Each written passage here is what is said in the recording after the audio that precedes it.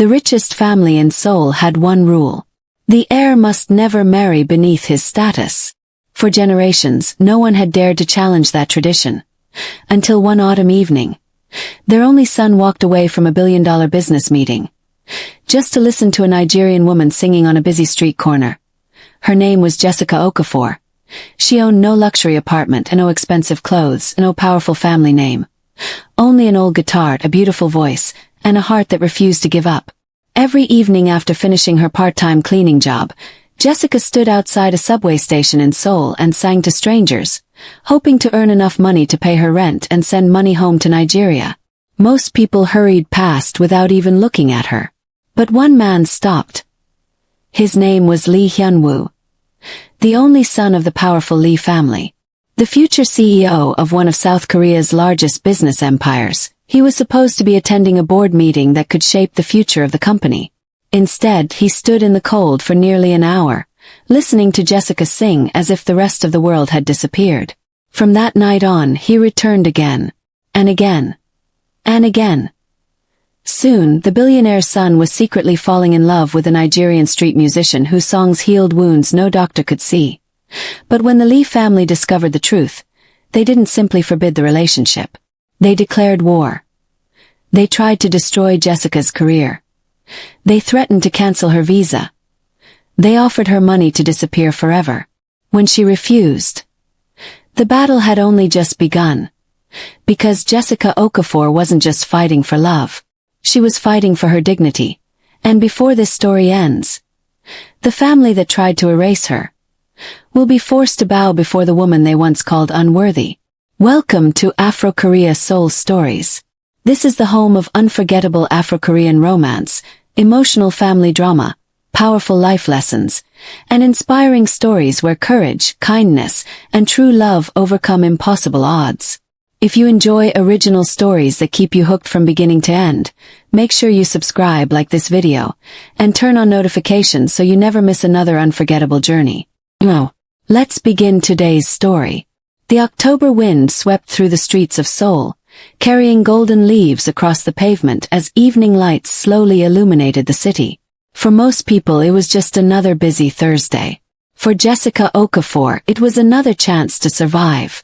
At 26 years old, Jessica had lived in South Korea for nearly 3 years. Leaving Nigeria had been the hardest decision of her life. She had grown up in a close-knit family where music filled every celebration. Her late father had taught her to play the guitar, always telling her, "A song can reach places that words never can." After his passing, Jessica promised herself she would never stop singing. That promise carried her all the way to Seoul. Life, however, had been far more difficult than she imagined. She worked long hours cleaning offices before sunset. The pay barely covered her rent in a tiny one-room apartment, but every evening, no matter how exhausted she felt, she carried her worn acoustic guitar to a lively street near a subway station. She didn't sing for fame. She sang because music reminded her of home. The familiar melodies gave her strength when loneliness crept into her heart. Some evenings, only a handful of people stopped to listen. Other nights, dozens gathered around, smiling as her warm voice echoed through the cool Seoul air. Children danced. Tourists recorded videos. Office workers, tired from long days, paused for a few precious minutes before continuing their journey. Jessica greeted every listener with the same genuine smile. She never imagined that, somewhere among the crowd, the man who would change her life forever was quietly watching her perform. Not because she was famous, not because she was wealthy, but because, for the first time in years, her music made him feel alive. The applause slowly faded as Jessica finished her final song for the evening. She bowed politely. "Thank you, everyone. Have a safe journey home." A few people dropped bills into the small guitar case at her feet. Others smiled before disappearing into the sea of commuters. Jessica knelt to gather her earnings. She counted them quietly. Just enough to pay tomorrow's transportation and buy groceries for a few days. She smiled anyway. "Alhamdulillah," she whispered softly. "Tomorrow will be better." She carefully placed the money into her bag, slung her guitar over her shoulder, and began pushing her small portable speaker toward the subway entrance. She didn't notice the tall young man standing several meters away. He had remained there long after everyone else had left. His eyes followed her, not with pity but with admiration. Lee Hyun-woo had attended hundreds of concerts, private orchestras, exclusive gala performances, international music festivals reserved for Seoul's elite. Yet none of those performances had touched him the way Jessica's simple street performance had. Her voice wasn't perfect. It was honest. Every lyric carried warmth, pain, hope, and gratitude. For the first time in years, Hyun-woo felt something his luxurious life had quietly stolen from him. His phone vibrated for what felt like the 20th time. His assistant's name flashed across the screen. "Director Lee, the chairman is waiting. The board meeting has already started." Hyun-woo looked toward the brightly lit corporate tower in the distance. Then he looked back at Jessica. Without another word, he silenced his phone. At the headquarters of the Lee Group, the atmosphere inside the boardroom had grown tense. Executives exchanged nervous glances as the chairman checked his watch. 5 minutes late. Then 10. Then 20. The chairman's face darkened. "My son has never missed a board meeting." One executive cleared his throat carefully. "Sir, we haven't been able to reach him." The chairman's voice became cold. "Find him." Immediately, security teams and personal assistants began searching across Seoul. No one imagined where the future heir to the Lee empire actually was. He wasn't negotiating billion-dollar contracts. He wasn't meeting foreign investors. He was quietly walking a few steps behind a Nigerian street musician, making sure she reached home safely without even realizing he was there. Jessica finally arrived at the narrow apartment building where she rented a tiny room. Before unlocking the door, she paused. For a brief moment, she had the strange feeling that someone had been watching over her. She turned around. The street was almost empty. Hyun-woo had already stepped into the shadows, unwilling to make her uncomfortable. Jessica smiled to herself and entered the building. Only after her apartment light came on did Hyun-woo quietly leave. As he walked back toward his waiting car, he made a silent promise. "I don't know your story yet, Jessica Okafor. But I want to." Little did he know. By this time tomorrow, his family would discover exactly where their billionaire heir had been spending his evenings. And the first battle against Jessica would begin. The next evening, Jessica arrived at her usual spot nearly an hour before sunset. She unfolded her microphone stand, tested her small speaker, and gently tuned the strings of her old acoustic guitar. The familiar sounds of Seoul surrounded her. Street vendors called out to customers. The aroma of spicy tteokbokki drifted through the cool air. Commuters hurried toward the subway station, their footsteps blending into the rhythm of the city. Jessica closed her eyes for a brief moment. "Dad, I hope you're listening." Then she smiled and began to sing. Her voice floated above the noise of the crowded street, rich with emotion and hope. Within minutes, people began to gather. Some recorded videos on their phones. Others simply stood in silence, captivated by the warmth in her voice. Hidden among the growing crowd stood Lee Hyun-woo. This time he hadn't come by accident. He had cancelled another business dinner just to hear her sing again. He wore a simple navy jacket, jeans, and a baseball cap, hoping no one would recognize the heir to the Lee Group. For nearly an hour, he listened without taking his eyes off Jessica. When she finished her final song, the crowd erupted in applause. Jessica bowed gracefully. "Thank you so much," she said with a bright smile. "Your kindness means more than you know." As people slowly dispersed, Hyun-woo took a deep breath and walked toward her. Jessica looked up as he approached. She recognized him immediately. He was the quiet young man who had stayed until the very end the night before. "Hello," he said politely, offering a gentle smile. "I enjoyed your performance again." Jessica smiled warmly. "Thank you. I'm glad you came back." Hyun-woo glanced at the guitar in her hands. You don't just sing, he said. You tell stories. Jessica laughed softly. My father used to say that every song carries someone's life inside it. For a moment, neither of them spoke. The silence wasn't awkward. It was comfortable. Finally, Hyun-woo asked, Have you had dinner? Jessica blinked in surprise. She hesitated for a second before answering honestly. Not yet. He pointed toward a small family-owned restaurant across the street. Would you allow me to thank you for your music with a meal? Jessica studied him carefully. He seemed sincere, respectful, and humble. Still, living alone in a foreign country had taught her to be cautious. She smiled apologetically. I'm sorry. I don't usually have dinner with people I've just met. Hyun-woo nodded immediately. I understand. And I respect that. He reached into his pocket, bought 2 hot cups of roasted sweet potato tea from a nearby vendor, and returned with one. No dinner, he said with a smile. Then at least let me buy you a warm drink. Jessica looked at the steaming cup, then back at him. A smile spread across her face. Thank you.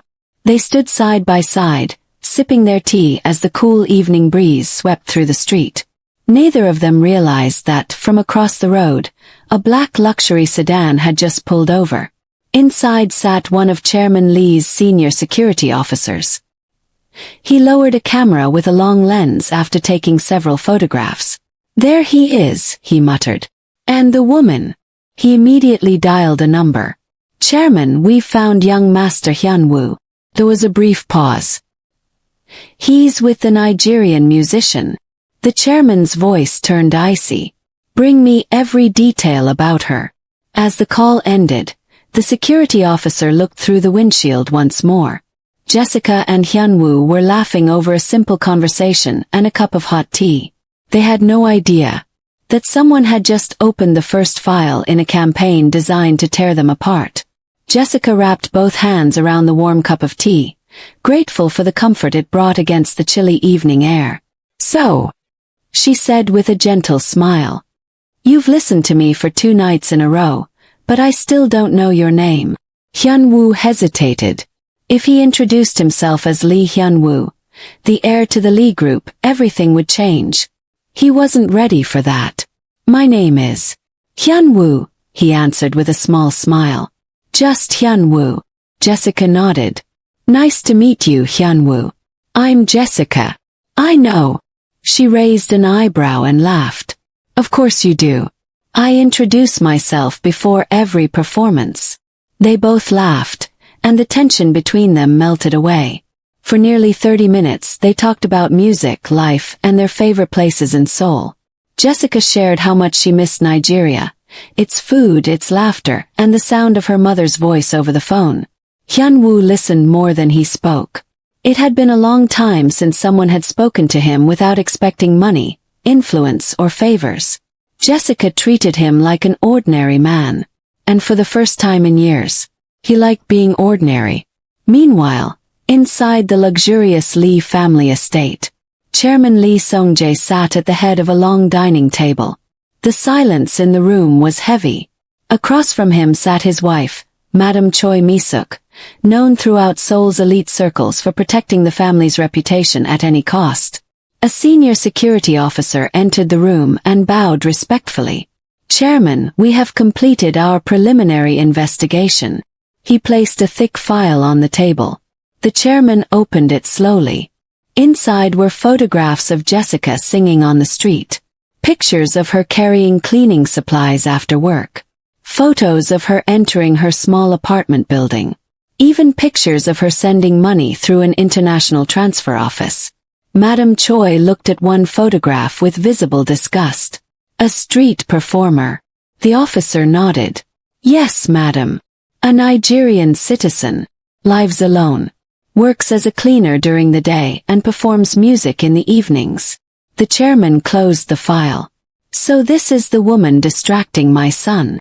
Madam Choi's expression hardened. This relationship ends immediately. But madam, the security officer said cautiously, our investigation found nothing suspicious about her. Everyone who knows her describes her as honest, hardworking, and respectful. Madam Choi dismissed his words with a wave of her hand. I don't care if she's a saint. She is not suitable for the future head of the Lee family. The chairman leaned back in his chair. Do not act yet. I want to know how serious Hyunwoo's feelings are. If this is just curiosity, it will fade. But if it is love... His eyes turned cold. Then we will remove the problem. The next evening, Jessica was surprised to see Hyunwoo arrive before she even finished setting up her equipment. You came early today, she said with a smile. I wanted the best seat, he replied. She laughed. There are no seats. I know. Then why? Because I didn't want to miss a single note. Jessica felt her cheeks grow warm. She quickly looked away, pretending to adjust her microphone. Neither of them noticed the black sedan parked across the street. Inside, the security officer quietly lowered his camera after taking another series of photographs. He picked up his phone. Chairman, I'm afraid this is no longer simple curiosity. The chairman's voice came through the speaker, calm but firm. Very well. Tomorrow, we make our first move. The following evening, Jessica arrived at her usual performance spot with the same quiet determination she carried every day. She greeted the nearby food vendors with a smile. An elderly flower seller waved at her. Jessica, I saved your favorite spot. Thank you, Grandma Kim, Jessica replied warmly. She set up her microphone, connected her small speaker, and tuned her guitar. Everything seemed normal. Until she pressed the power button. Nothing happened. Jessica frowned. She checked the battery. It was fully charged. She checked the cables. Everything was connected. Still nothing. That's strange, she whispered. Just then Hyunwoo appeared. Good evening, Jessica. She forced a smile. My speaker suddenly stopped working. It was perfectly fine yesterday. Hyunwoo knelt beside her and examined it. I don't think it's broken. It looks like someone tampered with it. Jessica's heart skipped a beat. Who would do something like that? Before Hyunwoo could answer, two city officials approached with serious expressions. Are you Jessica Okafor? Yes. We've received a complaint that you're performing here without the proper authorization. Jessica looked stunned. There must be some mistake. I renewed my permit last month. One official checked his tablet. According to our records, your permit has been suspended pending further review. What? Jessica asked in disbelief. How? I'm sorry, the official replied. Until the review is complete, you cannot perform here. Jessica stood frozen. This little corner of the street wasn't just where she sang. It was where she earned enough money to survive. Hyunwoo watched the officials walk away. His jaw tightening. Something wasn't right. Too many things had gone wrong at the same time. The broken speaker. The sudden permit suspension. The anonymous complaint. It felt planned. That night, inside the Lee family estate, Chairman Lee Song-jae sat quietly as Madam Choi sipped her tea. The family lawyer entered the room. The permit suspension has been processed. And the performance equipment? Madam Choi asked. Our people handled it. She nodded with satisfaction. This should encourage her to leave Seoul. The lawyer hesitated. What if she doesn't? Madam Choi's smile disappeared. Then we increase the pressure. Chairman Lee finally spoke. I warned you not to go too far. Madam Choi turned toward him. I'm protecting our family's future. If Hyunwoo marries that woman, every newspaper in the country will question the Lee family's judgment. The chairman remained silent.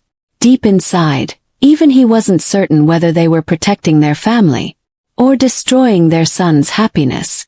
The next morning, Jessica sat alone in her tiny apartment, staring at the silent guitar resting against the wall.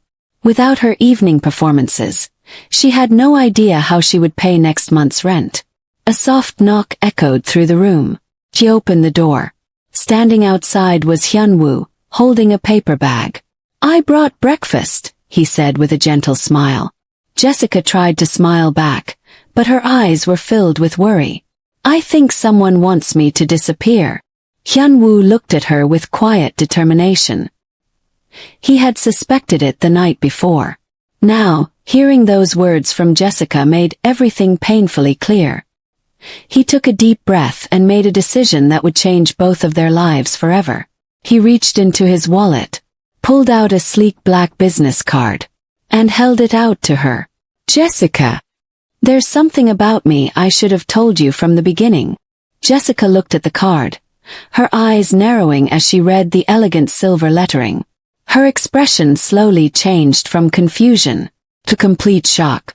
Jessica stared at the black business card in her trembling hands. The silver letters reflected the morning sunlight coming through her small apartment window. Lee Group, Lee Hyun-woo, Executive Director. Her eyes widened. She looked from the card to the man standing quietly in front of her, then back to the card again.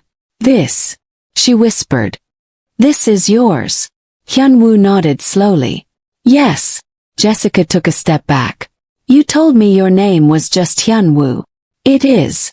But you never told me you were the son of the Lee family. He lowered his head. I wanted you to know me before you knew my family. Silence filled the room. Jessica wasn't angry because he was rich. She was hurt because he had hidden the truth. You should have trusted me, she said softly. I know. I'm sorry. I've spent my whole life wondering whether people liked me for who I am. Or for my family's name. When I met you, I finally felt like an ordinary person. Jessica's expression softened. She could see the sincerity in his eyes. I understand why you hid it, she said after a long pause. But no more secrets. He smiled faintly. No more secrets. Hyun-woo then told her everything. How he was the only heir to the Lee Group. How his father expected him to become the next chairman. How every major decision in his life, from his education to his friendships, had been planned by the family. And now, he said quietly, they've started targeting you. Jessica looked at him in disbelief. You mean, my speaker? And my permit? I believe my family is behind it. Jessica sat down slowly. So it wasn't an accident. No. They're trying to force you to leave before our relationship becomes serious. Jessica looked down at her guitar. For the first time since coming to Seoul, she felt truly afraid. Not for herself, but for the future she had worked so hard to build. That afternoon, inside the Lee Group headquarters, Chairman Lee Sung-jae stood by the floor-to-ceiling windows of his office, looking over the Seoul skyline. A knock came at the door. Come in. The security chief entered. Chairman, young Master Hyun-woo visited Miss Jessica this morning. The chairman remained silent. He also revealed his identity to her. Chairman Lee closed his eyes for a brief moment. So, it has reached that stage. Before he could say another word, the office door swung open. Hyun-woo walked in without waiting to be announced. Every executive in the room froze. No one had ever seen him interrupt his father like this. Hyun-woo placed Jessica's damaged speaker on the conference table. It landed with a loud thud. Did you do this? No one answered. His eyes moved from one executive to another before finally resting on his father. I asked you a question. Chairman Lee met his son's gaze calmly. And if we did? Hyun-woo's jaw tightened. She has done nothing wrong. Madam Choi, who had been seated quietly at the end of the table, stood up. She has made one mistake. And what is that? Hyun-woo asked. She made my son forget who he is. Hyun-woo took a slow breath. No. You've spent years trying to make me forget who I am. The room fell into complete silence. It was the first time the heir to the Lee family had openly challenged his parents. Chairman Lee's voice became firm. You have 1 week. End this relationship. Or you will lose your position in the Lee Group. Hyun-woo didn't hesitate. He looked directly at his father and replied, if protecting the woman I love costs me my title, then I'll gladly give up the title. The words echoed through the boardroom. Even the senior executives stared in disbelief. Chairman Lee's face hardened. At that moment, he realized this was no longer a passing attraction. His son had chosen Jessica, and the war had truly begun. News of Hyun-woo's confrontation with his parents never reached the public. The Lee family had too much influence for that. Inside the company, executives were warned not to speak a single word about what had happened in the boardroom. But within the Lee mansion, everyone knew. The heir had openly defied his parents for the sake of a Nigerian street musician. And Madame Choi was furious. She paced across the grand living room before stopping in front of the family lawyer. "If my son won't leave her." She looked him straight in the eye. "Then she will leave him." The lawyer bowed. "What are your instructions, madam?" "I'll meet her personally." The next afternoon, Jessica had just finished cleaning offices and was walking toward a bus stop when a sleek black luxury sedan pulled up beside her. The rear window slowly rolled down. Inside sat an elegant woman in an expensive designer suit. Her posture was flawless. Her expression was unreadable. "Miss Jessica Okafor." Jessica nodded cautiously. "Yes. I'm Choi Mi-suk, Hyun-woo's mother." Jessica's heart skipped a beat. "So, this is the woman he's been talking about," Madame Choi said, studying her carefully from head to toe. "I'd like to speak with you." Jessica hesitated. "I don't think that's a good idea." Madame Choi gave a faint smile. It wasn't a request.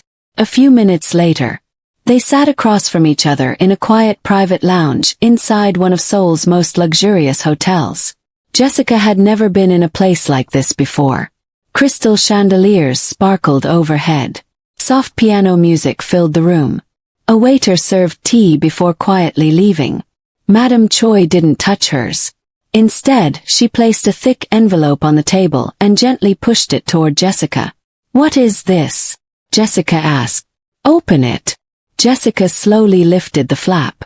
Her eyes widened. Inside was a bank check worth more money than she had ever imagined. It was enough to buy a home for her family in Nigeria, support her younger siblings, and live comfortably for years. Madame Choi folded her hands. "Take the money. Leave South Korea. And never contact my son again." Jessica stared silently at the check. For a long moment neither woman spoke. Finally, Jessica closed the envelope and slid it back across the table. "I'm sorry." Madame Choi frowned. "I can't accept it." The older woman's voice became colder. "Do you know how much money that is?" "Yes." "Then why refuse?" Jessica met her eyes calmly. "Because you think I'm with Hyun-woo for his money." She shook her head. "When I met your son, I didn't even know who he was. I liked the man who stood in the cold to listen to my songs, not the heir to the Lee group." Madame Choi's expression hardened. "Love doesn't build empires." Jessica smiled gently. "No. But money doesn't build trust either." For the first time in years, Madame Choi found herself speechless. She had expected greed. She had expected fear. She had expected bargaining. Instead, she found a woman whose dignity couldn't be purchased. As Jessica stood to leave, she bowed politely. "Thank you for the tea. But please don't ask me to sell my self-respect." She turned and walked away without looking back. Madame Choi remained seated, staring at the untouched check on the table. The lawyer leaned closer. "Madam, should we increase the offer?" Madame Choi slowly shook her head. "No. This woman isn't chasing money." She looked out the window as Jessica disappeared into the busy streets of Seoul. "Which makes her far more dangerous." That evening, when Hyun-woo learned that his mother had secretly met Jessica, he knew one thing for certain. His family had crossed a line. And if they were willing to threaten Jessica, he would no longer stand by and remain silent. The battle for their future was about to enter its most dangerous stage. That evening, Jessica stood beneath the glowing lights outside the subway station, her guitar resting quietly against her shoulder. She wasn't singing. Not tonight. Madame Choi's words still echoed in her mind. leave South Korea, and never contact my son again. For the first time since arriving in Seoul, Jessica questioned whether staying was the right decision. She loved music. She loved the life she had built through years of sacrifice. But she could never forgive herself if Hyun-woo lost everything because of her. Just then she heard familiar footsteps. Jessica! A turn. Hyun-woo stood a few meters away, breathing heavily as if he had run all the way there. You know, she said quietly. He nodded. My mother met you. Jessica looked down. She offered me money. I'm sorry. You don't have to apologize for someone else's actions. Hyun-woo stepped closer. My family had no right to treat you that way. Jessica smiled sadly. They're afraid. They're afraid I'll destroy your future. No, Hyun-woo replied firmly. They're afraid you'll change the future they've already planned for me. For a long moment, neither of them spoke. The city moved around them, but it felt as though they were the only two people standing there. Finally, Jessica broke the silence. Hyun-woo, if choosing me means losing your family, I don't want that. He looked at her in disbelief. Are you asking me to leave you? I'm asking you to think carefully. You've worked your whole life to become the next leader of the Lee Group. I don't want to be the reason you lose everything. Hyun-woo smiled gently. You still don't understand. What? I had everything. The wealth. The power. The respect. But I wasn't happy. He looked directly into her eyes. Then I met you. You reminded me what it feels like to laugh without pretending. To listen without being judged. To dream without asking for permission. Jessica's eyes filled with tears. Hyun-woo reached into his jacket and carefully took out a small notebook. I've been carrying this since the first night I heard you sing. Jessica looked at it curiously. He opened it. Every page was filled with handwritten lyrics. My songs, she whispered. He nodded. I wrote them down because I never wanted to forget them. Jessica covered her mouth, overwhelmed. No one had ever valued her music like this. Not even when she performed back home. You really did this. I did. Your music changed me. At that very moment, inside a parked black sedan across the street, a photographer quietly lowered his camera. Blick, blick, blick. Every emotional moment was captured. Jessica wiping away tears. Hyun-woo holding her hands. The notebook between them. The photographer immediately sent the images to Madame Choi. Inside the Lee mansion, Madame Choi studied the photographs one by one. Her expression grew colder with each image. So, they're even closer than I thought. She picked up her phone and called the chairman. It's time. Chairman Lee answered calmly. What are you planning? I'm arranging a press conference. The chairman frowned. For what purpose? To announce Hyun-woo's engagement. There was a brief silence. He isn't engaged. He will be. I've already chosen the bride. The chairman slowly lowered his phone.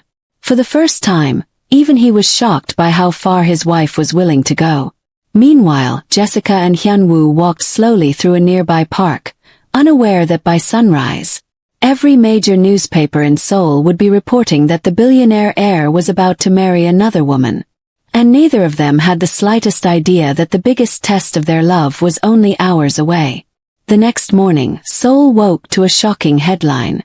Lee Group heir expected to announce engagement to business tycoon's daughter. The story spread across television stations, business websites, and social media within hours. According to anonymous sources, Lee Hyun-woo would soon become engaged to Yoon Seo-ah, the accomplished daughter of another powerful conglomerate. The article described it as the perfect union of two influential families. Jessica read the headline on her phone during her lunch break. Her smile faded. She read it again, then a third time. She whispered to herself. So, this is what they meant. For a brief moment, she considered deleting Hyun-woo's number. Maybe this was her answer. Maybe she should walk away before things became even more painful. But before she could make a decision, her phone rang. It was Hyunwoo. She answered quietly. "Hello. Jessica, don't believe anything you're reading. You've seen the news." "I've seen all of it."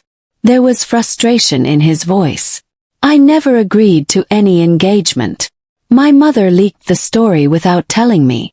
Jessica closed her eyes in relief. "I wanted to hear it from you. I promise you the truth."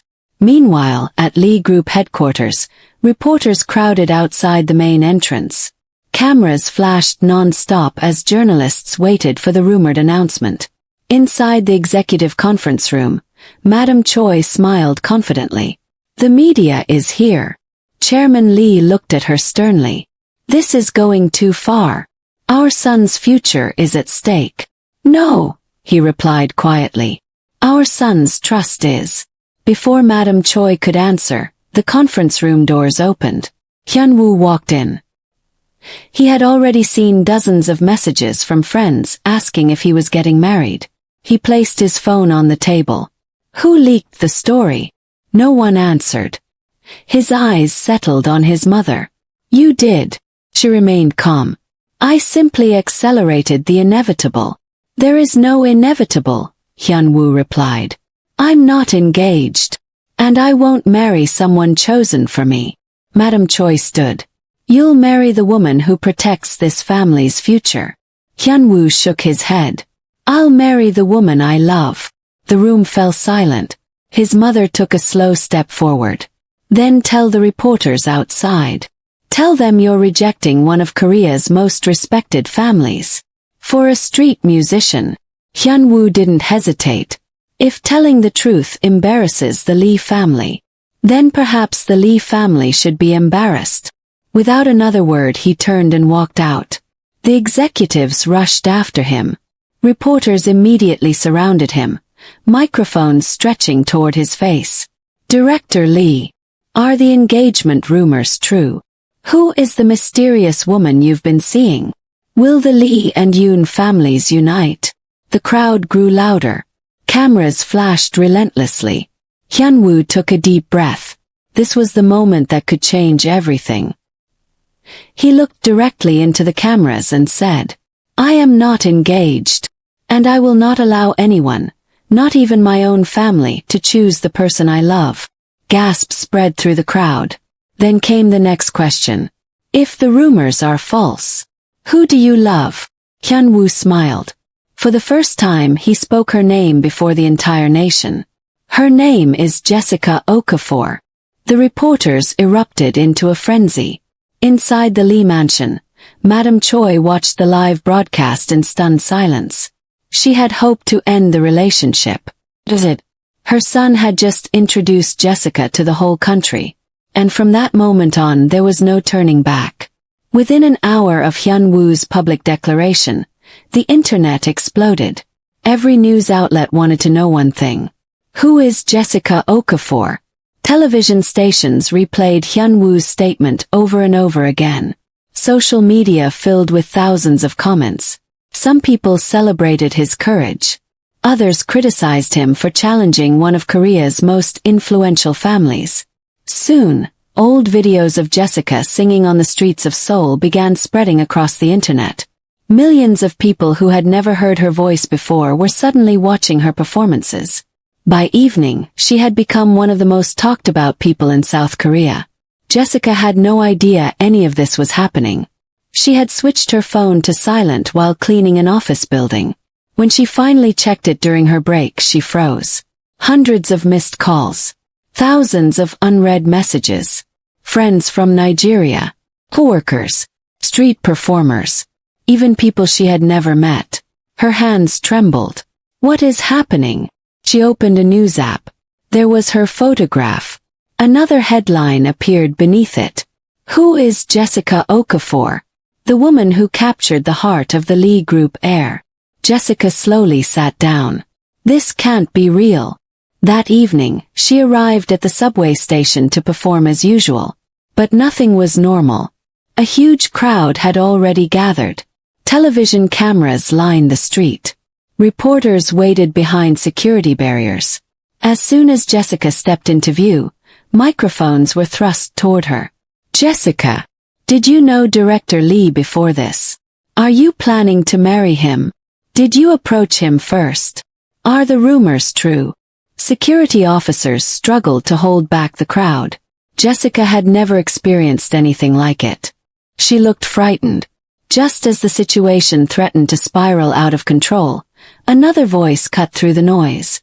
Please move aside. Hyunwoo stepped out of a black sedan with 2 company security guards. He walked straight to Jessica without hesitation. Ignoring the flashing cameras, he stood beside her. Are you all right? He asked quietly. Jessica nodded, though her eyes betrayed her anxiety. I'm just overwhelmed. Without saying another word, Hyunwoo gently took her hand. The cameras erupted in a frenzy. Flash after flash lit up the evening sky. He looked at the reporters and said calmly, if you have questions, ask me. Leave Jessica out of this. One reporter called out. Director Lee, your family says this relationship cannot continue. Are you prepared to lose your inheritance? Hyunwoo answered without hesitation. Money can be earned again. Trust cannot. Another reporter shouted. Does that mean you've chosen Jessica over the Lee group? He glanced at Jessica before replying. I haven't chosen between love and family. I've chosen honesty. Across the city, inside the Lee mansion, Chairman Lee watched the live broadcast in silence. His expression was thoughtful.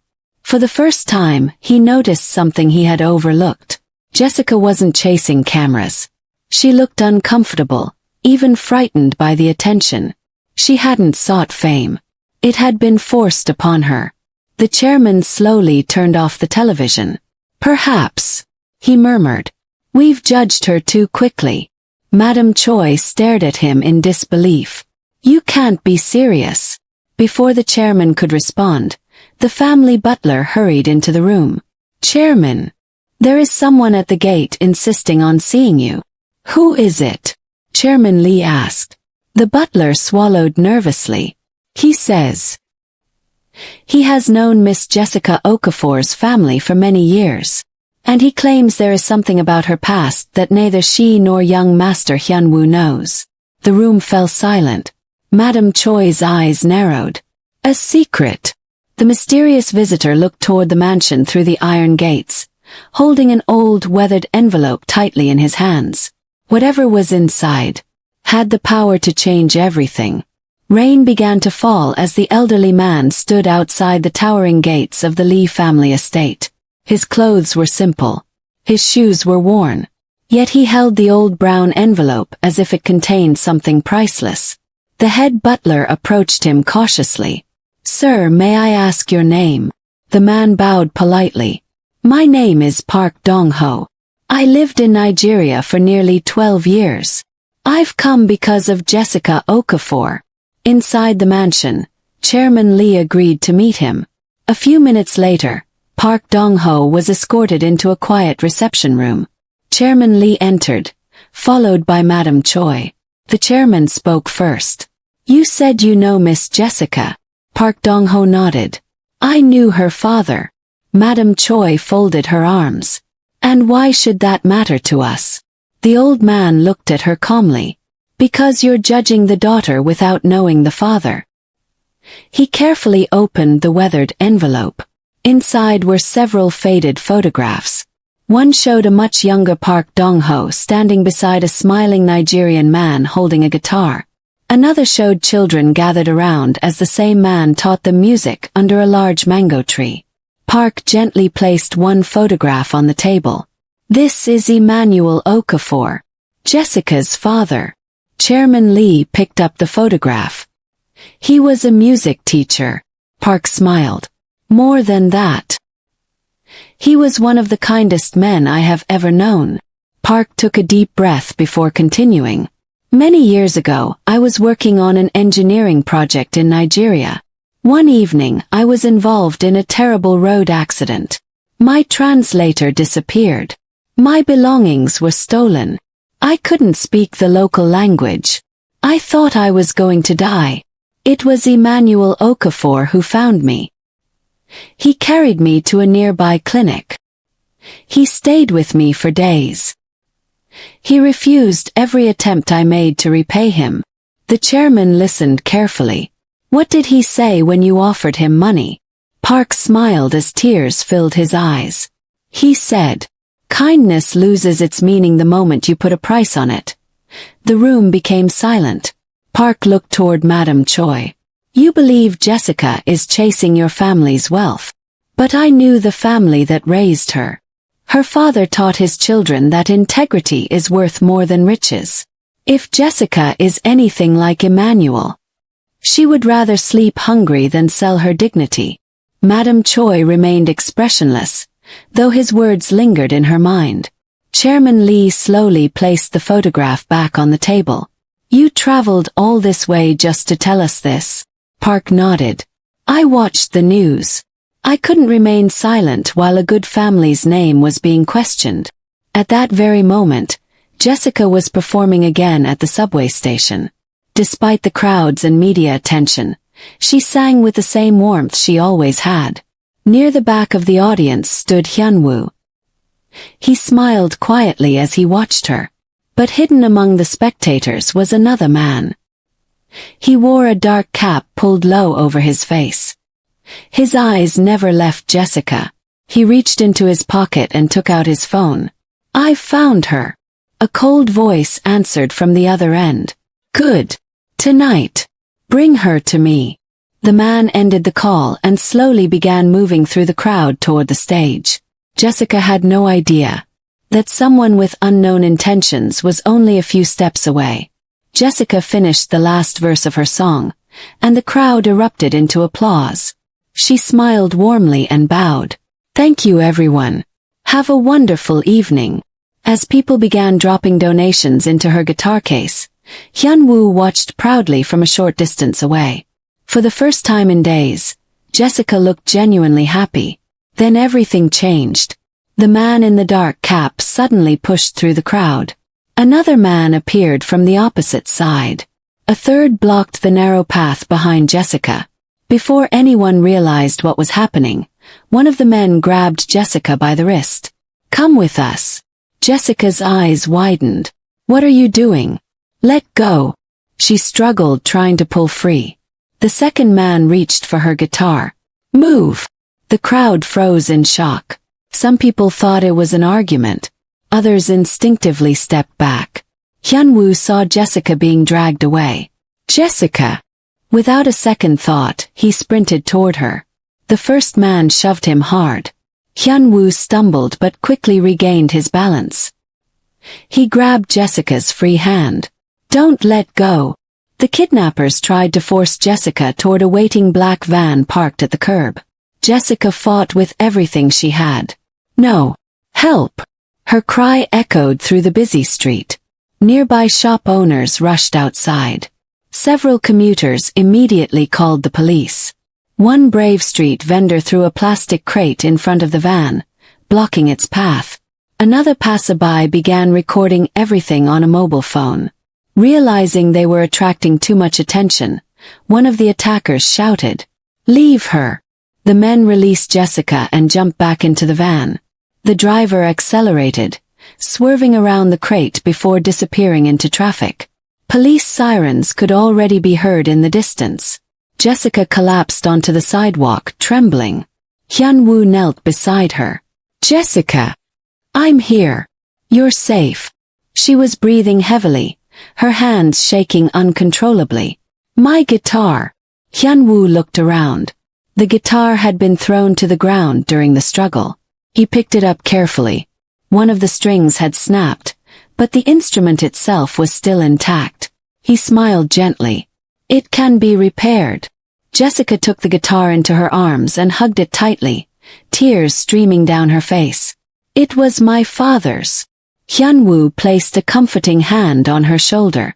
I won't let anyone hurt you. Less than 15 minutes later, the police secured the area. Witnesses gave statements. Officers collected security camera footage from nearby shops. One detective approached Hyunwoo. Director Lee, do you know who might be behind this? Hyun-woo hesitated. He wanted to say the first name that came to mind. But he couldn't accuse anyone without evidence. I don't know. The detective nodded. We'll investigate. Meanwhile, inside the Lee mansion, Chairman Lee was interrupted by an urgent phone call. His face changed instantly. What? He stood abruptly. When? Madam Choi looked at him. What happened? The chairman lowered the phone slowly. Jessica was almost kidnapped. Madam Choi gasped. What? For the first time since this conflict began, fear replaced anger on her face. Chairman Lee's voice was firm. This wasn't our doing. Someone else had entered the game. And whoever they were willing to cross a line that the Lee family never would. Outside the mansion, thunder rolled across the night sky. Somewhere in Seoul, inside a dimly lit warehouse, the leader of the failed kidnapping attempt slammed his fist onto a table. I told you not to fail. A frightened subordinate lowered his head.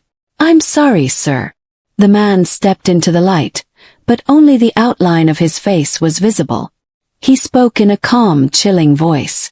If we can't use force, we'll use the truth. He placed a thin file labeled Okafor on the table.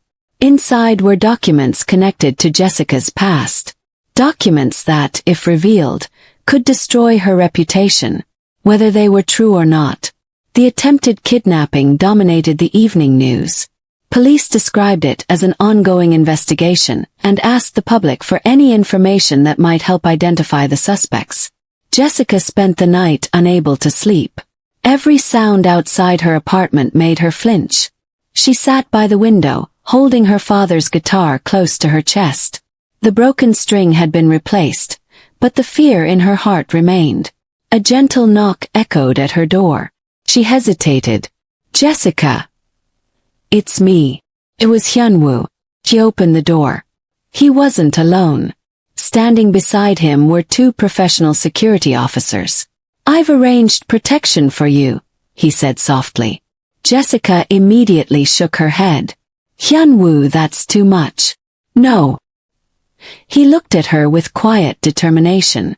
Yesterday proved that someone is willing to hurt you. I won't take that risk again. Jessica sighed.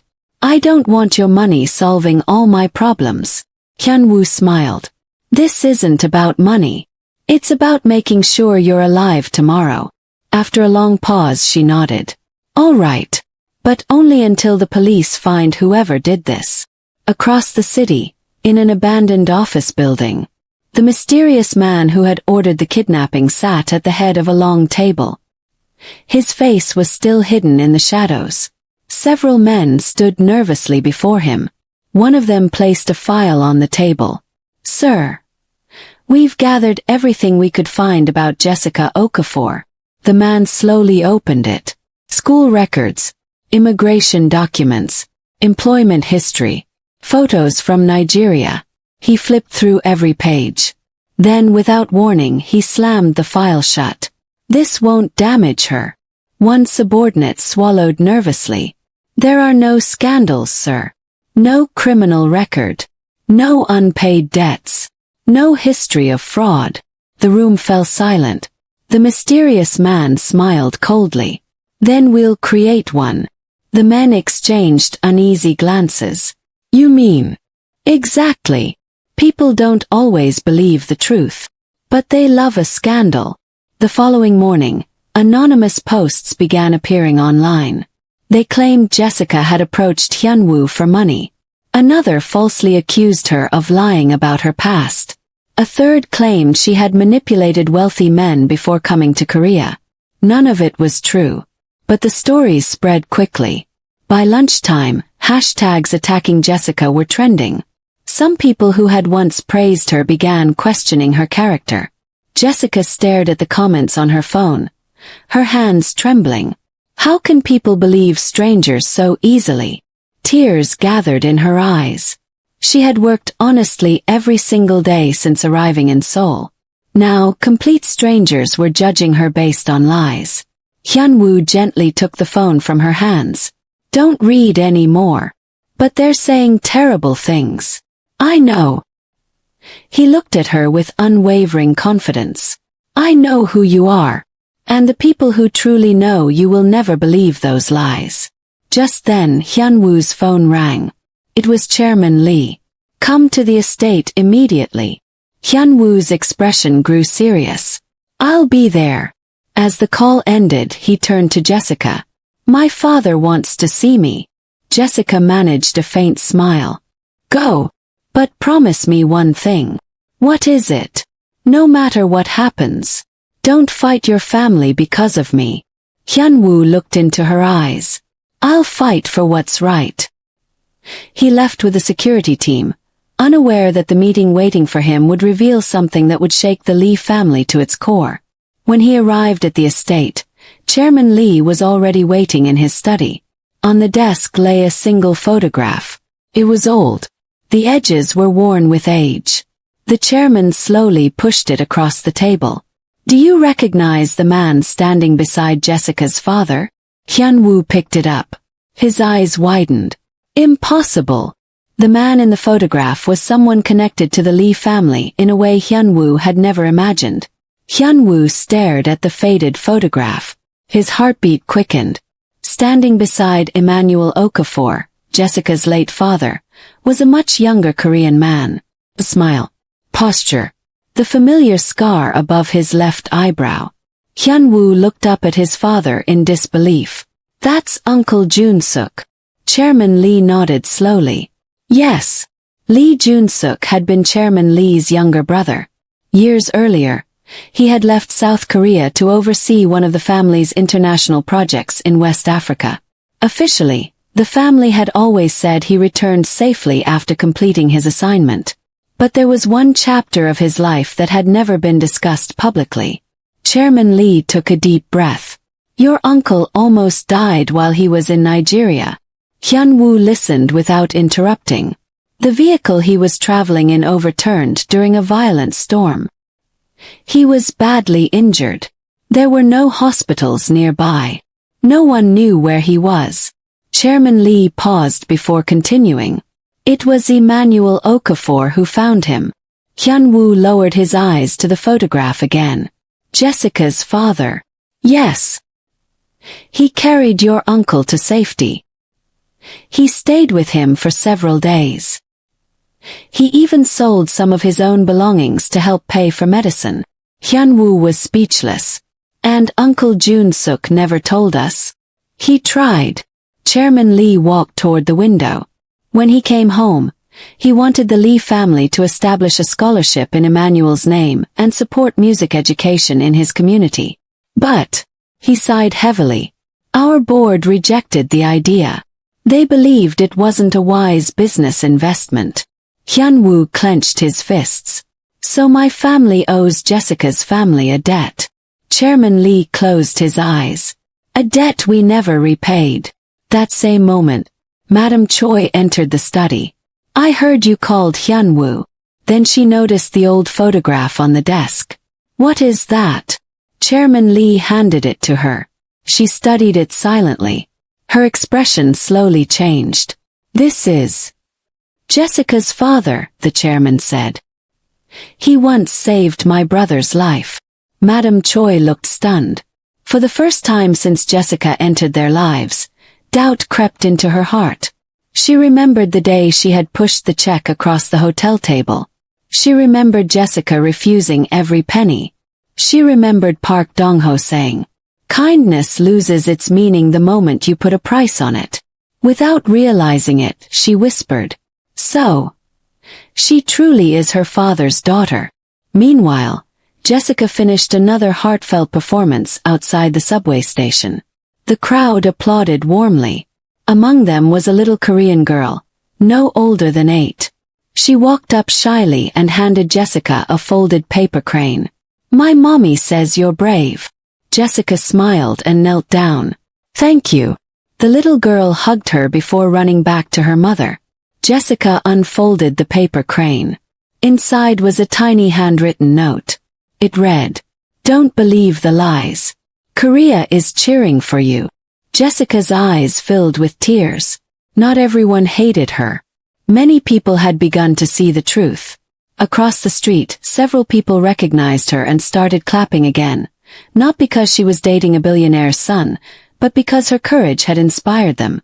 For the first time in days, Jessica smiled without fear. But high above the street, from the rooftop of a nearby building, a camera lens focused directly on her. Someone clicked the shutter, then quietly said into a radio, "She's gaining public support." A cold voice answered, "Then we stop playing with rumors. Proceed to phase 2. The transmission ended. Whoever was behind the attacks had just decided to make their next move far more dangerous. 3 days passed without another incident. No threatening messages. No suspicious vehicles. No anonymous phone calls. For the first time in weeks, Jessica began to believe the nightmare might finally be ending. She returned to her evening performances. The crowds were larger than ever. Some people came because they had seen her on the news. Others came because they genuinely loved her music. Children sang along with her. Office workers applauded after every song. Even the elderly flower seller, Grandma Kim, smiled proudly. "You've become our neighborhood star," she teased. Jessica laughed. "I just want to keep singing." Unknown to her, someone in the crowd was watching every movement. He wore a delivery uniform and carried a small backpack. He looked like any other courier in Seoul. No one paid him any attention. Across town, Hyunwoo was in a meeting with Chairman Lee. The atmosphere between father and son had changed. The chairman was still not ready to accept the relationship. But after learning what Jessica's father had done for his late brother, his anger had softened. He looked at Hyunwoo. "I still have concerns." "I know," Hyunwoo replied. "But Jessica deserves to be judged for who she is, not where she comes from." Chairman Lee nodded slowly. "That is fair." Before either of them could continue, the chairman's phone rang. It was his chief of security. His expression immediately changed. "What happened?" A long silence followed. Then he stood abruptly. "I'm on my way." Hyunwoo frowned. "Father." The chairman looked at him gravely. "Someone planted illegal drugs in Jessica's guitar case." Hyunwoo's face went pale. "What?" "The police have detained her." Outside the subway station, confusion had erupted. Police officers had responded to an anonymous tip claiming that a street performer was carrying narcotics. Jessica had cooperated calmly. She opened her guitar case herself. To her horror, a small sealed package had been hidden beneath a folded cloth. She stared at it in disbelief. "I've never seen this before." The officers exchanged uneasy glances. One of them said respectfully, "Miss Okafor, you'll need to come with us while we investigate." Jessica raised her hands calmly. "I understand. I have nothing to hide." People in the crowd immediately began recording videos. Some shouted that Jessica was innocent. Others whispered accusations. As the police car pulled away, Jessica looked through the window. She wasn't crying. She was simply trying to understand who hated her enough to destroy her life. 20 minutes later, Hyunwoo burst into the police station. "I want to see Jessica." The detective met him in the lobby. "Director Lee, we're still investigating. I know she didn't do this. We're not making any conclusions yet." The detective lowered his voice. "Between us, the package was hidden so carefully that it looks more like a setup than possession." Hyunwoo looked at him hopefully. "Then you'll prove she's innocent." "We'll follow the evidence," the detective replied. "No matter where it leads." At that exact moment, in a luxury penthouse overlooking the Han River, the mysterious mastermind watched the news with a satisfied smile. One of his assistants entered. "Sir." "The plan worked." The man nodded. "For now. But remember, if the investigation reaches us, everyone involved becomes a liability." The assistant swallowed hard. "Understood." The mastermind turned off the television. His face remained hidden in the darkness. Only his voice filled the room. The Lee family thinks they're fighting for love. They still don't realize. This has never been about love. It's about revenge. The room fell silent. For the first time, it became clear that Jessica and Hyunwoo had been caught in a much larger conspiracy, one that had begun years before either of them met. Jessica sat quietly inside the interview room at the police station. The small room was cold and silent. A detective placed a cup of warm tea in front of her. "Miss Okafor, before we begin, I want you to know something." Jessica looked up. "We've spoken to your employer. We've spoken to your neighbors. We've spoken to the people who perform near you every evening. They all described you the same way." Jessica blinked. "How?" The detective smiled slightly. "Honest. Hardworking. Respectful." Jessica lowered her eyes. "Thank you. But we still have to investigate." "I understand." Meanwhile, the police forensic team carefully examined the guitar case. One technician suddenly called out, "Detective, I found something." The detective walked over. Inside the lining of the guitar case was a tiny fingerprint. It didn't belong to Jessica. Another officer checked nearby security cameras from the subway station. Hours of footage rolled across the screen. There. The video showed a man wearing a delivery uniform brushing past Jessica's equipment just minutes before she began performing. He knelt beside the guitar case for only 3 seconds, then calmly walked away. The detective paused the video. Zoom in. The image sharpened. Although the man's face was partially hidden beneath a cap, one detail stood out. A dragon tattoo wrapped around the left side of his neck. The detective immediately recognized it. "I've seen that tattoo before." Another officer looked at him. "Where?" The detective's expression grew serious. "It's connected to an underground criminal organization. They've been involved in blackmail, corporate espionage, and contract crimes for years." At the same time, Chairman Lee sat inside his office, reviewing the latest investigation updates. His chief of security entered. "Chairman, we've identified the group behind the attempted kidnapping." Chairman Lee looked up. "Who are they?" "The Black Dragon Syndicate." The chairman's face darkened. "They disappeared years ago." "So we thought." The security chief placed another file on the desk. "They've returned. And we believe someone is paying them." Chairman Lee slowly opened the file. His eyes stopped on one name. He froze. "No. It can't be." The security chief nodded grimly. "We verified it twice." Chairman Lee leaned back in disbelief. The name belonged to someone he had trusted for over 20 years. Someone who still attended Lee Group executive meetings. Someone sitting only a few doors away from his office. Back at the police station, Jessica was finally allowed to leave after investigators confirmed there wasn't enough evidence to charge her. As she stepped outside, dozens of reporters rushed toward her. Before they could surround her, Hyunwoo stepped between Jessica and the cameras. He gently took her hand. "Let's go home." Jessica looked exhausted. "I never imagined my life would become like this." Hyunwoo squeezed her hand gently. "This isn't your fault." As they walked toward the waiting car, neither of them noticed a silver sedan following at a distance. Inside sat an elderly man wearing an expensive suit. He quietly watched them drive away. Then he picked up his phone. "The girl has been released."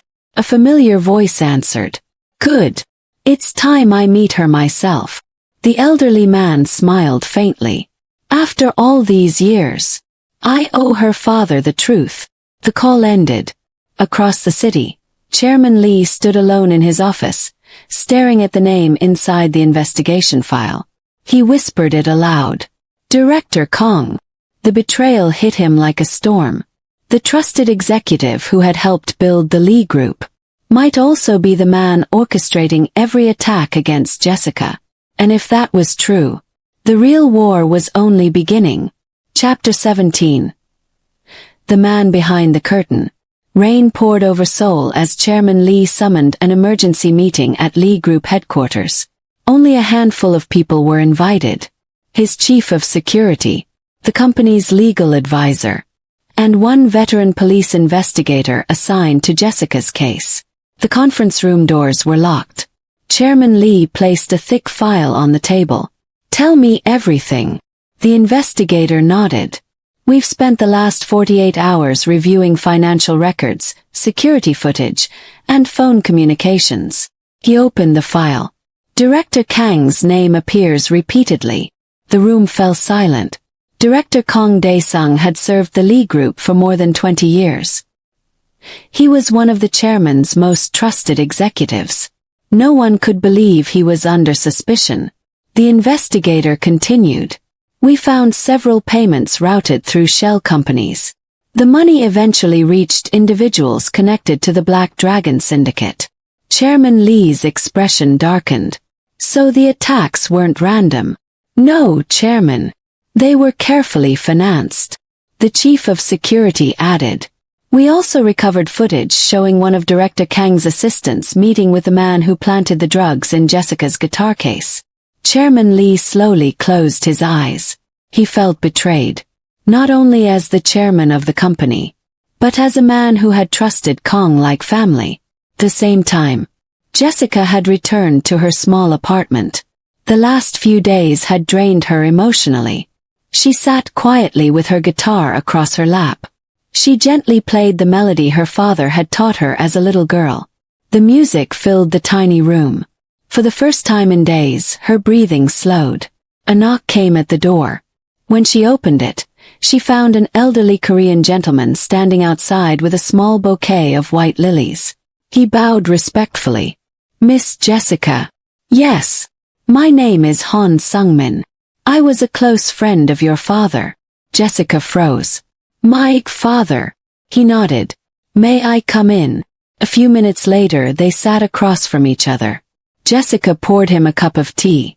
Han Sung-min carefully removed an old leather journal from his briefcase. "I've carried this for many years. It belonged to your father." Jessica's hands trembled. "He wrote this?" "Yes. Before I returned to Korea, he asked me to keep it safe. He said, 'If my daughter ever finds herself alone, give this to her. Let it remind her that kindness is never wasted.'" Tears rolled down Jessica's cheeks as she accepted the journal. She gently opened the first page. Written in her father's familiar handwriting were the words, "Jessica, if you're reading this, it means life has tested you. Don't answer hatred with hatred. Your character will always be your greatest song." Jessica covered her mouth, overcome with emotion. Across the city, Director Kang stood inside his luxurious office. One of his men rushed in. "Sir, we have a problem." "What is it?" "The police are investigating the financial transfers." Kang remained calm. "And they're getting close." For the first time, a hint of anger appeared on Kang's face. "I warned everyone. No mistakes." The assistant swallowed nervously. "What should we do?" Kang walked to the window overlooking Seoul. His reflection stared back at him. "I've spent 20 years waiting for this. I'm not losing now." He turned slowly. "If Jessica Okafor remains alive and trusted, our entire plan collapses." The assistant's face turned pale. "You don't mean..." Kang interrupted him coldly. "I've shown mercy long enough. Prepare the final move." Outside, thunder echoed across the city. Unaware of the danger closing in, Jessica wiped away her tears and hugged her father's journal. She had just received the greatest gift her father could have left behind. She didn't know that someone else had just decided she would never have the chance to read the rest of it. Chapter 18, The Secret in the Journal. Jessica barely slept that night. She sat beside her small window, carefully turning the fragile pages of her father's journal. Every page carried memories. Stories from Nigeria, lessons about kindness, reflections on faith, courage, and forgiveness. Times she laughed, times she cried. It felt as though her father was speaking to her again. Near the middle of the journal, a folded envelope slipped onto the floor. Jessica picked it up. Written across the front in her father's handwriting were the words, "Open only when your heart is burdened by injustice." With trembling hands, she unfolded the letter. My dearest Jessica, if you are reading this, then life has become more difficult than I ever wished for you. Never allow hatred to decide the kind of woman you become. People may take away your opportunities. They may spread lies about your name. They may even try to separate you from those you love. But remember this. Your honesty is a treasure no thief can steal. One day the truth will stand on its own. And when that day comes, forgive those who wronged you, not because they deserve it, but because your heart deserves peace. I will always be proud to call you my daughter. Your father, Emmanuel Okafor. Jessica pressed the letter against her chest. Tears flowed freely. For the first time since the attacks had begun, she felt hope replacing fear. The following morning, Hyun-woo arrived at her apartment with breakfast. He noticed the journal immediately. You've been reading all night, haven't you? Jessica smiled through her tears. My father left me more than memories. He left me strength. Hyun-woo gently took her hand. Then hold on to that strength. I have a feeling we're going to need it. At Lee Group headquarters, Chairman Lee called another confidential meeting. This time Director Kong was invited. Kong entered confidently, unaware that the chairman already suspected him. Chairman, you wanted to see me? Chairman Lee studied him quietly. We've worked together for more than 20 years. Yes. I've trusted you like a brother. Kong smiled politely. And I've always been grateful for that trust. The chairman leaned forward. Then answer one question honestly. Were you involved in the attacks against Jessica Okafor? The room fell completely silent. Kong didn't flinch. He simply smiled. Of course not. Why would I concern myself with a street musician? Chairman Lee watched him carefully. He couldn't prove anything yet.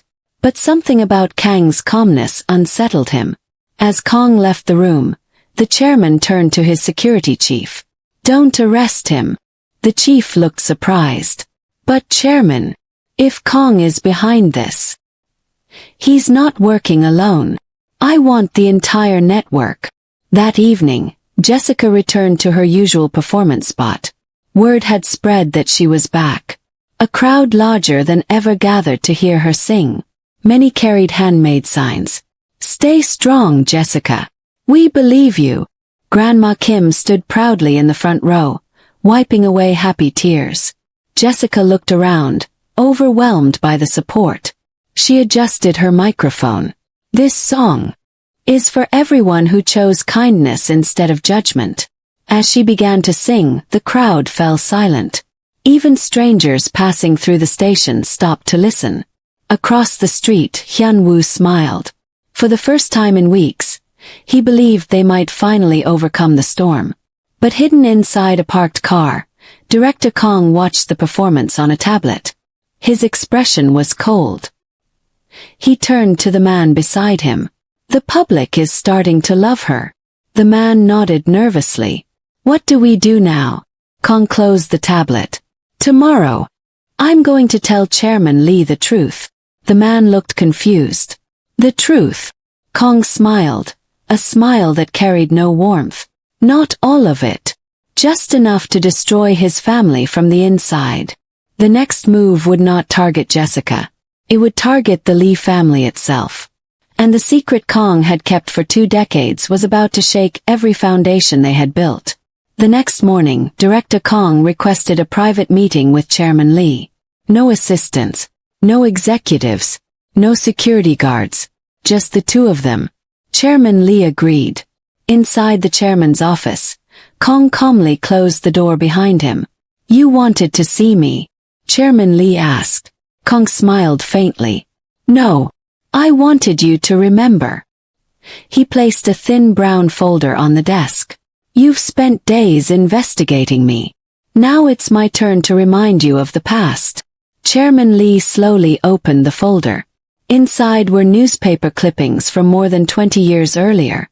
Old business contracts, Photographs from the Lee Group's first expansion into Africa. Then he stopped.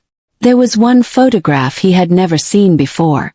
It showed his late younger brother, Lee Jun-suk, standing beside Emmanuel Okafor. Both men were smiling. Chairman Lee looked up. What is this supposed to prove? Kong walked toward the window. It proves that your brother discovered something.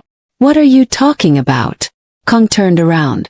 While he was in Nigeria, Jun-suk uncovered evidence that someone inside the Lee Group had been stealing millions from the company. Chairman Lee frowned. Who? Kong looked directly into his eyes. I did. The room fell silent. For a long moment neither man spoke. Finally, Chairman Lee whispered. You. Kong nodded without fear. Your brother confronted me. He wanted to expose everything. But before he returned to Korea, he had an accident. Chairman Lee's eyes narrowed. What are you saying? I'm saying. It wasn't an accident. The chairman stood so abruptly that his chair crashed to the floor. You murdered my brother. Kong remained expressionless. I arranged it. You monster. Chairman Lee lunged toward him, but security guards rushed in after hearing the noise and held him back. Kong calmly adjusted his suit. I've waited 20 years to tell you. And now you know the truth. Chairman Lee's voice shook with rage. Why now? Because your family is already falling apart. And because Jessica's father unknowingly became part of a story he never should have seen. The chairman froze. What do you mean? Emmanuel helped save your brother. Before Jun-suk died, he told Emmanuel everything he had discovered. But Emmanuel never understood how dangerous that information was. Kong smiled coldly. So I spent years making sure no one ever connected those pieces. Chairman Lee's breathing became heavy. He suddenly understood. Jessica had never been targeted because of her relationship with Hyun-woo alone. She had become a target because she was Emmanuel Okafor's daughter. Kong had feared that old evidence, or someone connected to Emmanuel, might eventually expose him. Jessica was simply the last loose end. Kong headed toward the door. Before leaving he stopped. You should thank your son. If he hadn't fallen in love with Jessica, you would never have discovered the truth. He walked out without another word. Chairman Lee stood motionless. His hands trembled. His brother's death. Jessica's suffering. Lies. The kidnapping. Everything was connected. He immediately picked up his phone. Chief Kim. Yes, Chairman. Find Director Kong. Immediately. But Chairman. He's already disappeared. Chairman Lee slowly lowered the phone. He looked out over Seoul. For the first time in 20 years, the man responsible for his brother's death had finally shown his face. But now, he had vanished, and no one knew what his final move would be.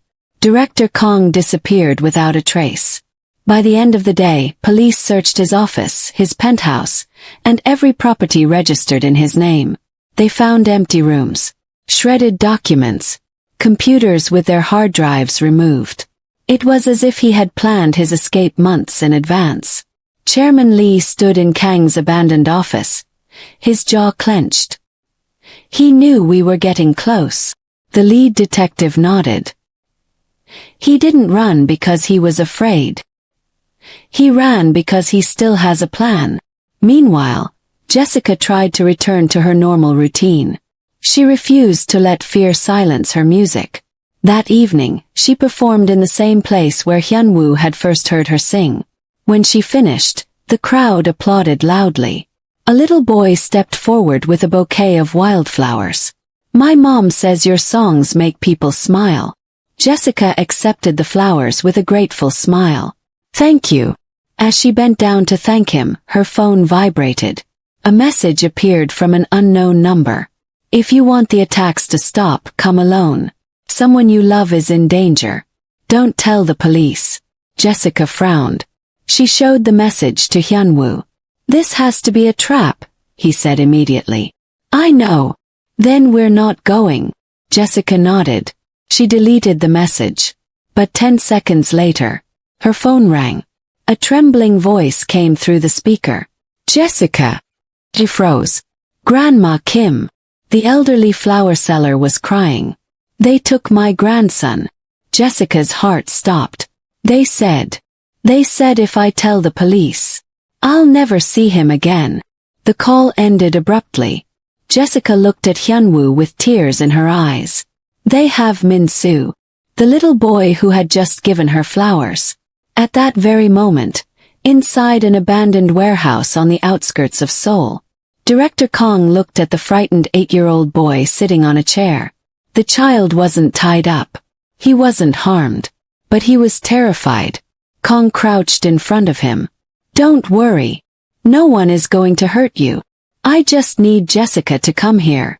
The boy whispered. My grandma says lying is wrong. Kong smiled coldly. Sometimes. The truth hurts more. Back in Seoul, Hyunwoo immediately called Chairman Lee. Within minutes, the chairman, the police, and the security team gathered at Lee Group headquarters. The lead detective spoke first. We have 2 priorities. Rescue the child. And arrest Kong. Jessica stood up. I'm going. The detective shook his head. No. It's too dangerous. Jessica looked around the room. If I don't go, that little boy could die because of me. Hyunwoo stepped forward. Then I'm going with you. Jessica turned to him. No. If Kong sees you, he'll know the police are involved. I'm not leaving you alone. Before the argument could continue, Chairman Lee spoke. His voice was calm but firm. Neither of you will go alone. Everyone turned toward him. The chairman looked at the detective. Prepare your best officers. We'll turn Kang's trap into ours. The detective nodded. We'll need perfect timing. As the operation began to take shape, no one noticed that one of the junior officers quietly slipped out of the room. He walked into a dark hallway and pulled out his phone. When the call connected, he whispered, They're coming. On the other end, Director Kong smiled. So, there's a traitor inside the police after all. He ended the call and looked toward the warehouse entrance. This ends tonight. Unaware that their entire rescue plan had already been leaked, Jessica and Hyunwoo prepared for the most dangerous night of their lives. The operations room at Lee Group headquarters fell silent. Maps of the warehouse district covered the large conference table. Police officers marked entry points. Security teams studied drone images. The lead detective looked around the room. We move in at exactly 10 p.m. Team 1 rescues the child. Team 2 arrests Kong. Team 3 secures every exit. Everyone nodded. Everything seemed perfectly planned. No one knew their strategy had already been leaked. Jessica sat quietly in another room. She couldn't stop thinking about little Min-soo. What if he's scared? What if he thinks no one is coming? Hyunwoo gently placed a hand on hers. We'll bring him home. Jessica looked at him. You keep making promises. He smiled. Because I intend to keep them. She smiled back, though worry still filled her eyes. At 9:45 p.m., a convoy of unmarked vehicles rolled toward the abandoned warehouse district. The streets were eerily quiet. The detective gave the signal. Everyone stay alert. As they approached the warehouse, something felt wrong. There were no guards, no parked vehicles, no lights. It was too quiet. The detective whispered into his radio. Move carefully. The officers surrounded the building. One team forced open the main entrance. Another entered through the rear. The warehouse was empty.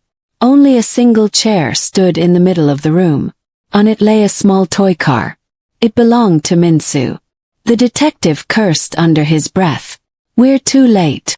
Suddenly, every light inside the warehouse switched on at once. A giant projector flickered to life on the far wall.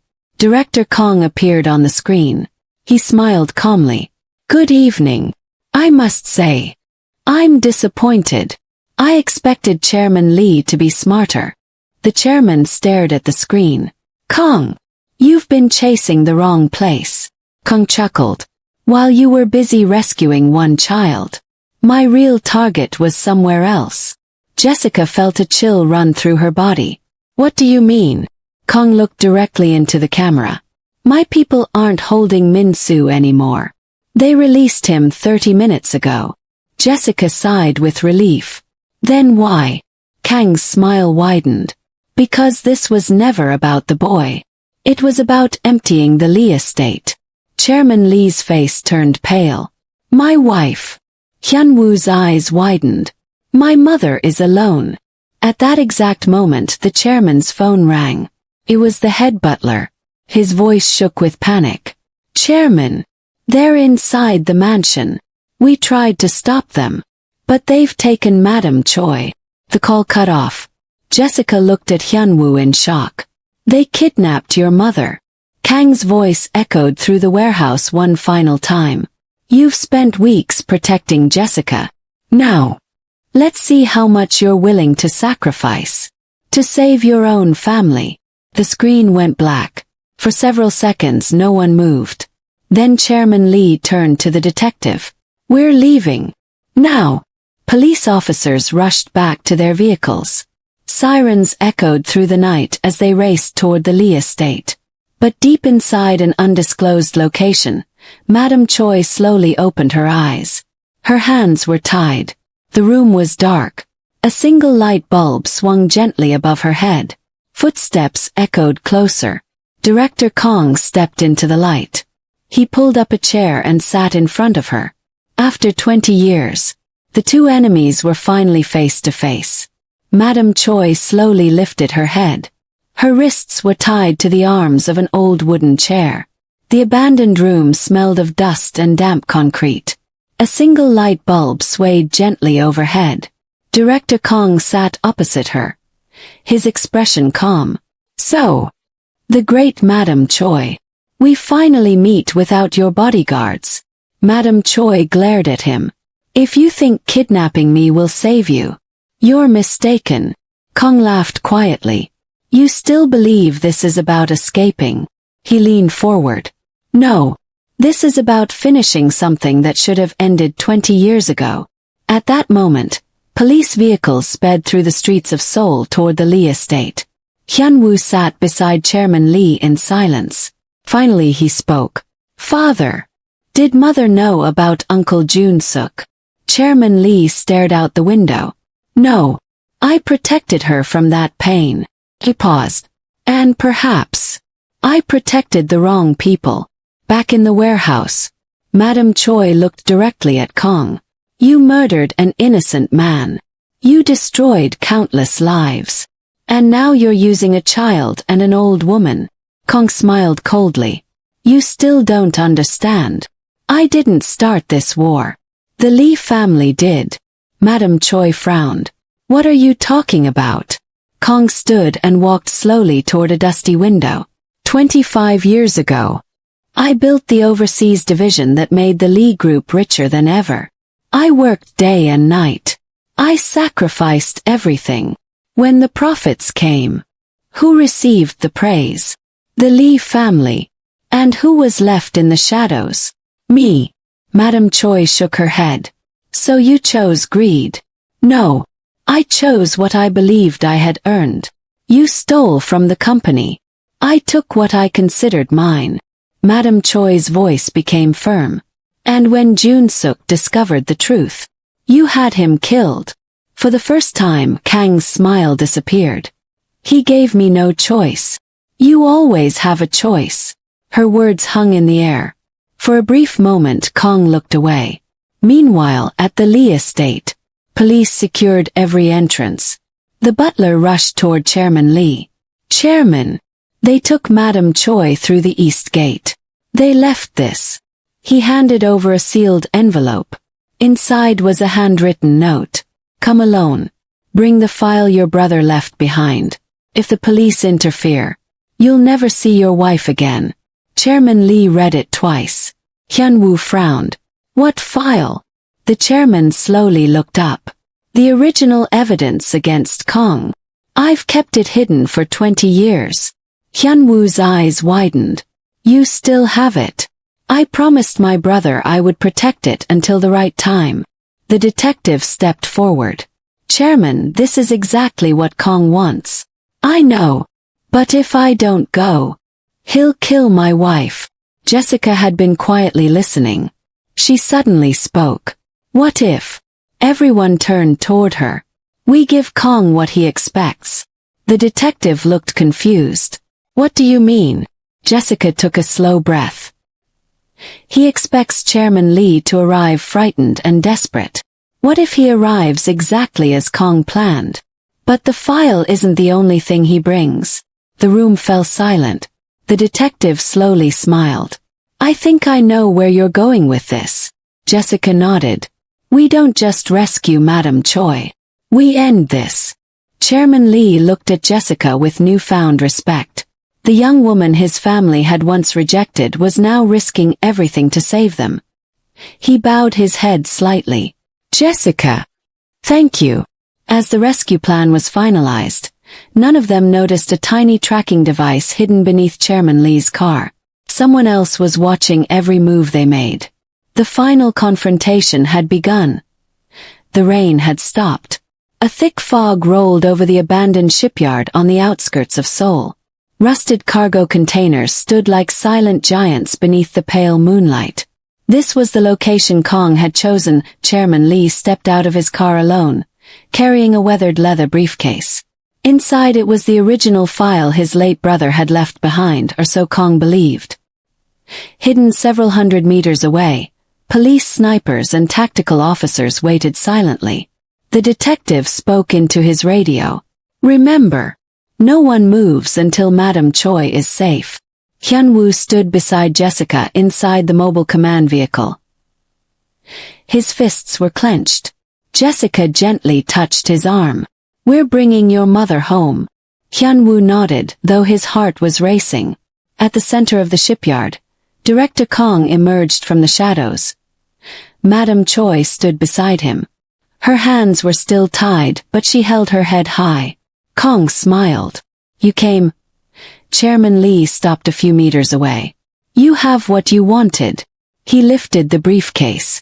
Release my wife. Kong shook his head. First, the file. Chairman Lee slowly placed the briefcase on the wet concrete and pushed it forward. One of Kang's men picked it up and carried it back. Kong opened it carefully. Inside was a thick stack of documents. He flipped through the pages. His smile grew wider. So, you really kept it all these years? He laughed. I should thank you. Chairman Lee looked him straight in the eye. Let her go. Kong raised one hand. His men untied Madam Choi's wrists and pushed her forward. She stumbled but managed to keep her balance. She began walking toward her husband. 10 steps. 8.6. Then Kong suddenly shouted, Stop! His men grabbed Madam Choi again. Chairman Lee's face hardened. You gave your word. Kong laughed. My word. You still haven't learned. I've never kept promises. Inside the command vehicle, the detective whispered. Not yet. We need a clear shot. Jessica stared at the screen showing the live drone footage. Something caught her attention. Kong isn't looking at the file. Everyone turned toward her. He's watching Chairman Lee. The detective frowned. You're right. Jessica's eyes widened. The file was never his real gold. Hyun-woo looked at her. What is? She answered quietly. Revenge. He wants Chairman Lee to suffer before he dies.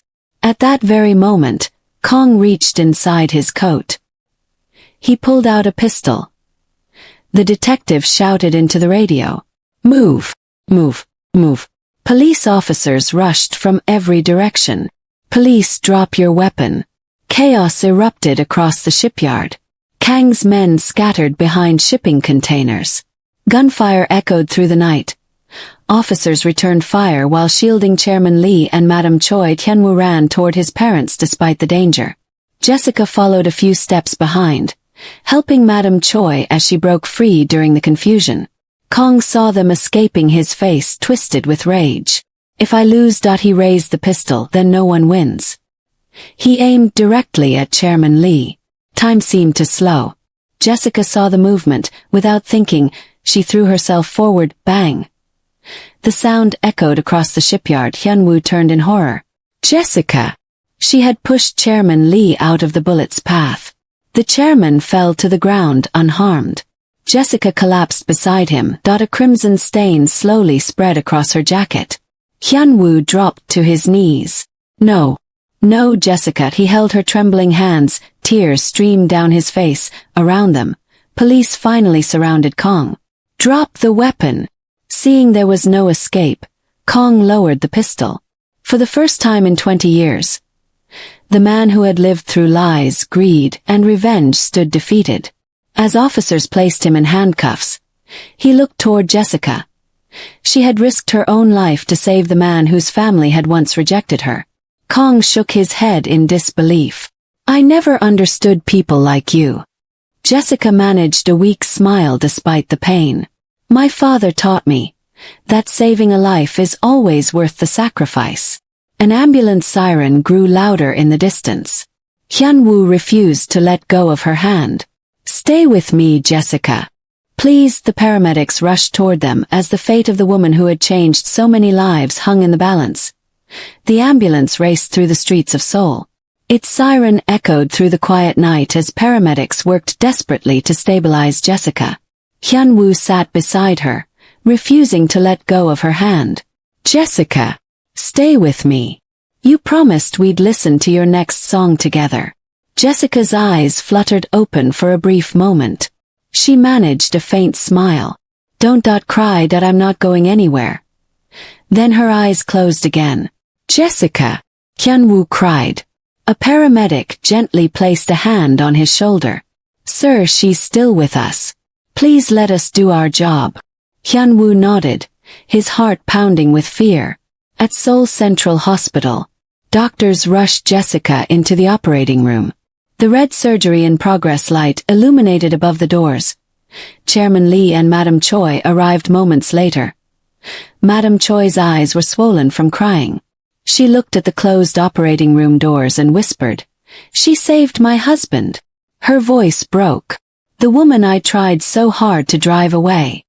Saved our family. Chairman Lee gently held his wife's hand. Neither of them spoke. There were no words that could erase the pain they had caused Jessica.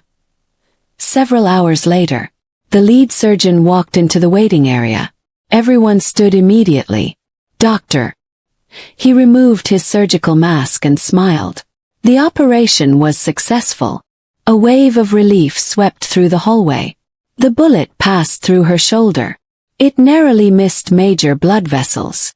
She lost a lot of blood. But she's going to recover. Hyunwoo closed his eyes in gratitude. Thank you. The next morning, Jessica slowly opened her eyes. The first thing she saw was Hyunwoo sitting beside her bed. He hadn't slept all night. When he noticed she was awake, he smiled through tears. You scared me. Jessica looked at him weakly. I guess I owe you another song. He laughed softly. No, you owe me a lifetime. Before Jessica could answer, the hospital room door opened. Chairman Lee and Madam Choi entered quietly. For a moment, no one spoke. Madam Choi slowly walked to Jessica's bedside. Then to everyone's surprise, she bowed deeply. A full, respectful bow. I'm sorry. Her voice trembled. I judged you without knowing you. I tried to separate you from the man you love. And yet, you risked your own life to save my husband. Tears rolled down her face. I can never repay that debt. Jessica reached out with her uninjured hand. She gently touched Madam Choi's arm. You don't owe me anything. I only did what anyone should do. Madam Choi shook her head. Well, not everyone would. She took a deep breath. If you'll allow it, I would like the chance to know you, not as an enemy, but as family. Jessica looked at Hyunwoo. He smiled and nodded gently. Jessica returned her gaze to Madam Choi. A warm smile appeared on her face. I'd like that. Chairman Lee stepped forward. For many years, our family carried a debt to your father that we never repaid. He paused. Today, I make you this promise. The Lee Foundation will establish the Emmanuel Okafor Music Scholarship, supporting talented young musicians from underserved communities in both Nigeria and South Korea. Jessica's eyes filled with tears. My father would have loved that. Outside the hospital, reporters gathered, hoping for updates. But this time the headlines were different. Nigerian musician saves Chairman Lee during kidnapping ordeal. Lee family announces scholarship honoring Jessica's father. Woman who had once been mocked, doubted, and attacked had become a symbol of courage and compassion across the nation. Yet one question still remained unanswered. What would happen to Hyunwoo and Jessica now that the storm had finally passed? A melody that united two worlds. 6 months later. Spring had transformed Seoul into a city of blossoms. Cherry trees lined the streets, their soft pink petals dancing in the gentle breeze. Life had changed in ways Jessica could never have imagined. The scar on her shoulder had healed, though it remained a quiet reminder of the night that changed everything. More importantly, the fear that had once filled her heart was gone. Director Kang Dae-sung stood before the Seoul Central Court. After months of investigation, prosecutors uncovered overwhelming evidence linking him to the embezzlement of Lee Group funds, the murder of Lee Jun-suk, the attempted kidnapping of Min-soo, the conspiracy against Jessica, and multiple other crimes. The judge delivered the verdict. Guilty on all counts. Kang lowered his head as officers led him away in handcuffs. For the first time in over 20 years, justice had finally caught up with him. True to his word, Chairman Lee established the Emmanuel Okafor Music Scholarship. Young musicians from Nigeria and South Korea were invited to apply each year. The scholarship covered tuition, instruments, and living expenses for talented students who otherwise could not afford to pursue music. At the entrance of the foundation stood a bronze plaque engraved with Emmanuel's favorite words. Kindness loses its meaning the moment you put a price on it. Visitors often paused to read those words before entering. Jessica's music career blossomed. She was no longer performing only on street corners. She was invited to charity concerts, cultural festivals, and international events celebrating African and Korean friendship. Yet despite her success, she never forgot where she started. Once every month, she returned to the same subway station where Hyunwoo had first heard her sing. She performed one free concert there. Not for fame, but to encourage dreamers who were still waiting for their own chance. Grandma Kim always sat in the front row. Little Min-soo, now smiling brightly again, never missed a performance. Hyunwoo had changed as well. Rather than inheriting the company exactly as it had been, he worked with Chairman Lee to reform its leadership. They introduced stronger oversight, greater transparency, and charitable programs inspired by Emmanuel Okafor's example. Chairman Lee often admitted, "The greatest lesson our family ever learned came from a man we never had the honor of meeting." Madam Choi also transformed. She became one of the scholarship's strongest supporters. Whenever she spoke publicly, she reminded people, never judge someone's worth by their background. Character is the true measure of a person. One warm evening, exactly 1 year after they first met, Hyunwoo invited Jessica back to the same street corner where everything had begun. Nothing had changed. The familiar lights, the sound of trains arriving, the gentle hum of the city. Jessica smiled. "You planned this." "I did." Hyunwoo reached into his pocket. This time he wasn't carrying a business card. He was holding a small velvet box. He knelt on one knee. The commuters around them gradually stopped walking. Some recognized the couple and quietly gathered nearby. "Jessica Okafor," he said. His voice steady but emotional. "The first time I heard your voice, I thought I had discovered a beautiful song. But over time, I realized I had found the woman I wanted to spend the rest of my life with. You taught me that love isn't measured by wealth, family name, or social status. It's measured by honesty, sacrifice, and kindness." He opened the box, revealing a simple, elegant ring. "Will you marry me?" Jessica covered her mouth as tears filled her eyes. She remembered her father's words. "Your character will always be your greatest song." She smiled through her tears and whispered, "Yes." The crowd burst into applause. Grandma Kim cried openly. Little Min-soo jumped with excitement. Chairman Lee and Madam Choi, who had quietly watched from a distance, smiled at one another. This time there was no opposition and no pride and no prejudice. Only Joy's Hyunwoo slipped the ring onto Jessica's finger. She picked up her guitar and began singing the same song he had heard on the night they first met. He joined her. Not as a billionaire's son, not as the heir to an empire, but as the man who had fallen in love with a Nigerian street musician. And as the music floated through the evening air, people from different backgrounds stood together, smiling, laughing, and applauding. It was a reminder that love, kindness, and courage can build bridges where fear once built walls. Thank you for watching Afrokorea Seoul Stories. If this story touched your heart, don't forget to like, subscribe, and share it with someone who believes that true love knows no borders. See you on our next story. May kindness always be the melody that guides your life.